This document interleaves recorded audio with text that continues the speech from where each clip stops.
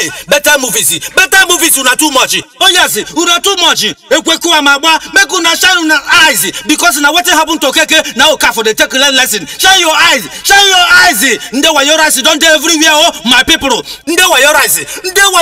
Hey, cause we are greediness they kill people oh. Yes now, how you no go for victim? Oh yes, the same go for was the chop. Oh yes, now original 419 be that. Okay, cause see how wayo people don't chop or girly wife oh. Like say tomorrow no day. Come chop all the money where this woman don't make. Come turn the husband into houseboy. Which kind of wahala be this oh? Hey, I see people now, they go carry their master money, they go give 419 people. Sake of say one bag of rice at 3,000 naira. Instead of 80,000 naira for Nigeria, oh, cause see how people they rush, they go meet the 419 people instead of greediness. Hey, why your rice? Wayo rice part 1 and 2. Nah, make you not let the greediness. Let do it to your enemy tomato because they go chop you like that tomorrow no day. Hey, now cause see where wayo day now. Now here you go watch your film finish. You go not say wayo day. Wayo pass wayo.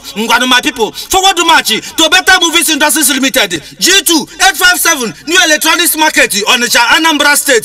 Telephone 080-343-93280 or 081-81-870-411. Hell, Better Movies Industries Limited. Now then they market are nationwide. Plus including Divine Mercy Entertainment and Production Limited. Number 290 Abani Road, Enugu State. Telephone 080-523-77850 or 080-639-80200. Hell, Better Movies Industries Limited. Una too much.